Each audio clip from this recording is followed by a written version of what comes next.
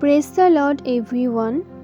আমরা এই ভিডিওতে প্রভু যীশু খ্রিস্টের সঙ্গে দুঃখভোগের বিষয়ে দেখব।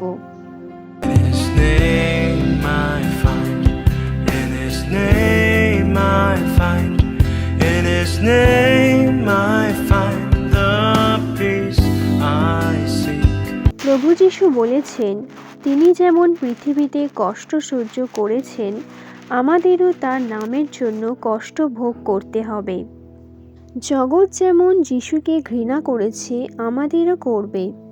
মথি 10:22 আর আমার নাম প্রযুক্ত তোমরা সকলে ঘৃণিত হইবে, কিন্তু যে কেহ শেষ পর্যন্ত স্থির থাকিবে সেই পরিত্রাণ পাইবে। তাই যীশু বলেছেন, সংকীর্ণ দ্বার দিয়ে স্বর্গরাজ্যে প্রবেশ করতে হবে। কিন্তু খ্রিস্টের সহিত দুঃখভোগের অর্থ কী?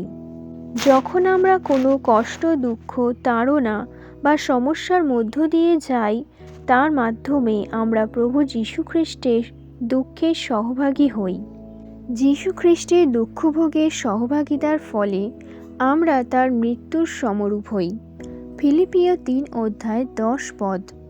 বিশ্বাসমূলক যে ধার্মিকতা ঈশ্বর হইতে পাওয়া যায়, তাহাই যেন আমার হয়, যেন আমি তাহাকে, তাহার পুনরুত্থানের পরাক্রম ও তাহার দুঃখভোগে সহভাগিতা জানতে পারি, এই রূপে তাহার মৃত্যুর সমরূপ হই। বাইবেল বলে, আমাদের দুঃখভোগ করার জন্য ঈশ্বর ডেকেছেন।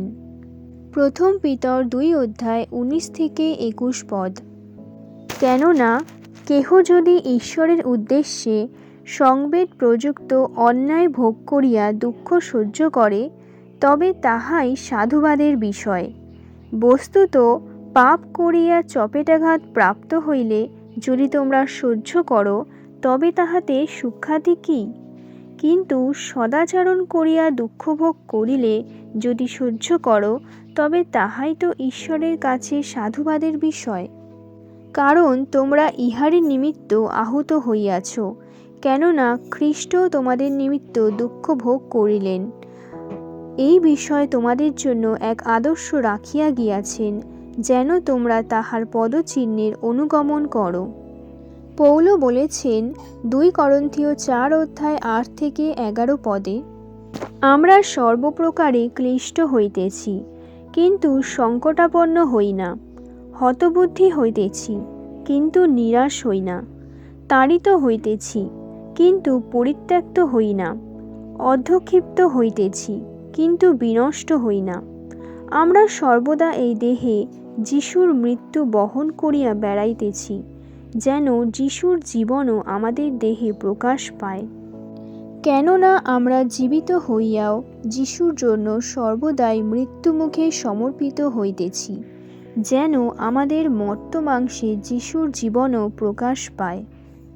তাই আমরা যখন যিশুর জন্য কষ্ট ভোগ করি, তার রাজ্যের কার্য করার জন্য, যখন লোকে আমাদের মন্দ কথা বলে, যখন আমরা খারাপ পরিস্থিতিতে পড়ি, তখন আমাদের মধ্য দিয়ে যিশুর জীবন প্রকাশিত হয়, যে তিনিও মানুষকে ভালোবেসে কত কষ্ট, অপমান মুখ বুজে সহ্য করেছে, আমাদের উদ্ধারের জন্য নিজের জীবন দিয়েছে।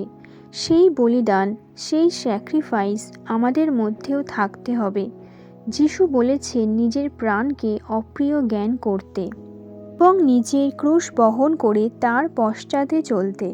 তবেই আমরা প্রভু যীশু খ্রিস্টের দুঃখের সহভাগী হব এবং তার মতো আমরাও আবার পুনরুত্থিত হব অনন্ত জীবনের জন্য। প্রথম পিতর 4:12-13।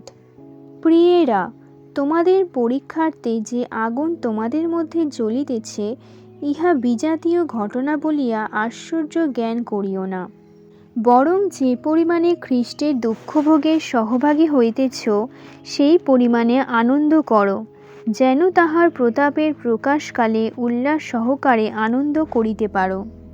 তাই আমি সকলকে উৎসাহিত করতে চাই, আপনার জীবনে যতই বাধা বা কষ্ট আসুক, ঈশ্বরকে অভিযোগ করবেন না, কারণ তা আমাদের পাপ থেকে দূর করতে সাহায্য করে।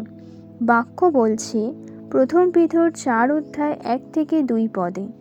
অতএব খ্রিস্ট মাংসে দুঃখভোগ করিয়াছেন বলিয়া তোমরাও সেইভাবে আপনাদিগকে সজ্জীভূত করো। কেননা মাংসে যাহার দুঃখভোগ হইয়াছে সে পাপ হইতে বিরত হইয়াছে, যেন আর মনুষ্যদের অভিলাষে নয়, কিন্তু ঈশ্বরের ইচ্ছায় মাংসবাসের অবশিষ্ট কাল যাপন করো। তাই সর্বদাই ধন্যবাদ সহকারে ঈশ্বরের গৌরবার্থে সকল কার্য করুন।